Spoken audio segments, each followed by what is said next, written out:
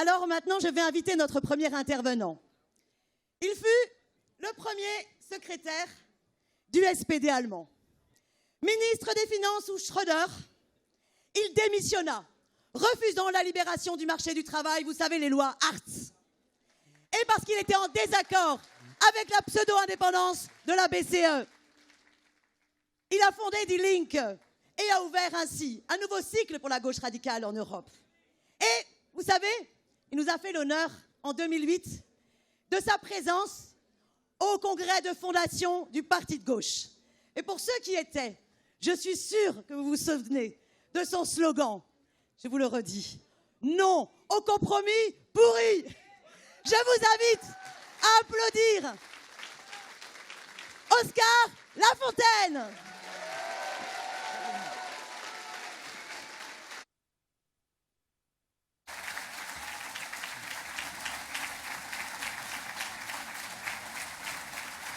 Merci.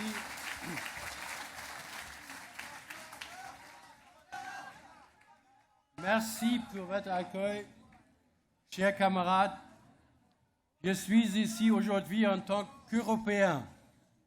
Ayant grandi près de la frontière franco-allemande, je suis européen par le cœur et non par calcul économique.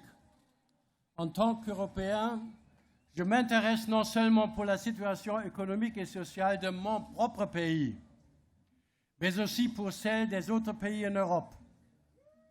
La situation est claire. L'économie d'exportation de l'Allemagne est en pleine expansion et ses excédents commerciaux ne cessent d'augmenter. Un excédent croissant de la balance commerciale de l'Allemagne signifie une désindustrialisation rampante et un chômage croissant dans d'autres pays. Dans de nombreux États membres de l'Union européenne, c'est surtout la jeunesse qui ne trouve pas le travail et n'a pas d'avenir. Elle se voit obligée d'émigrer dans d'autres pays, souvent en Allemagne.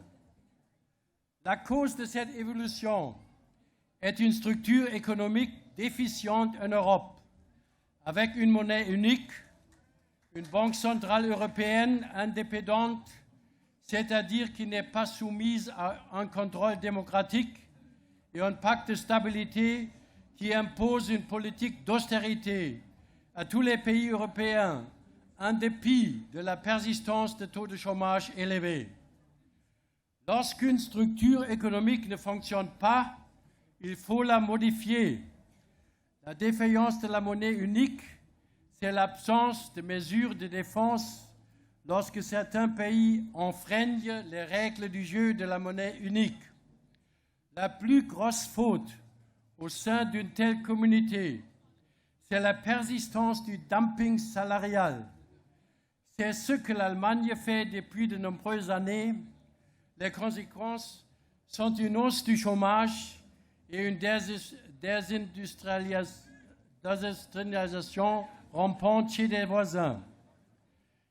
Des solutions existent. La première solution possible serait que l'Allemagne, c'est-à-dire l'économie allemande, respecte à l'avenir des règles du jeu et mette un terme à la politique du dumping salarial. Cette solution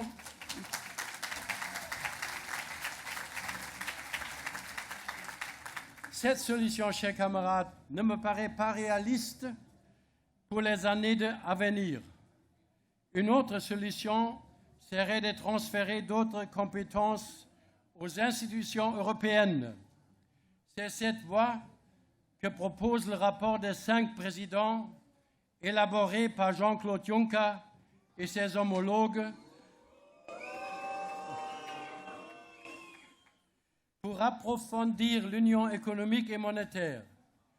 Ceux qui l'ont lu reconnaîtront que la voie est ainsi pavée pour la poursuite de la politique d'austérité et du démantèlement de la démocratie. L'alternative consisterait à rendre aux États membres qui souffrent de la hausse du chômage et de la désindustrialisation rampante le pouvoir de contrecarrer le dumping salarial qui constitue une violation des règles. Au fond, chers camarades, il s'agit d'une question de pouvoir. Syriza a échoué parce qu'il manquait à la Grèce le pouvoir nécessaire pour empêcher la poursuite de la paupérisation sociale et du démantèlement de la démocratie. Dans ces circonstances, la majorité du gouvernement Syriza n'a pas eu le courage de mettre en œuvre les propositions de Yanis Varoufakis. Contrôle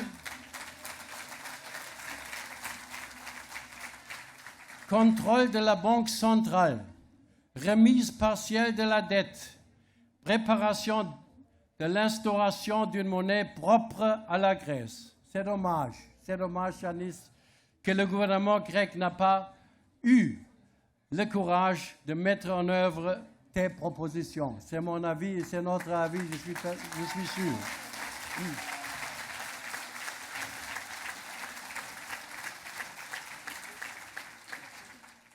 La gauche en Europe doit tirer ses enseignements de ces événements et mettre au point un plan B. Celui-ci doit comprendre des propositions sur les modifications sur lesquelles la gauche doit insister dans les différents États membres, dans la politique nationale et européenne, et si elle participe au gouvernement. Outre la lutte contre la politique d'austérité, la démocratisation de la Banque centrale et la modification des traités européens, l'instrument de la dévaluation doit à nouveau être disponible afin de mettre un terme à la concurrence salariale déloyale.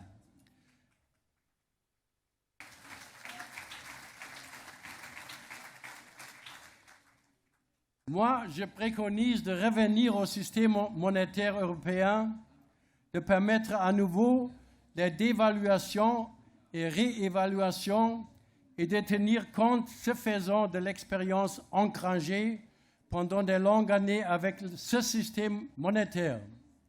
C'est-à-dire, les ajustements monétaires doivent être effectués à brève échéance et la domination d'une banque centrale doit être limitée par un arsenal législatif. C'est ma proposition.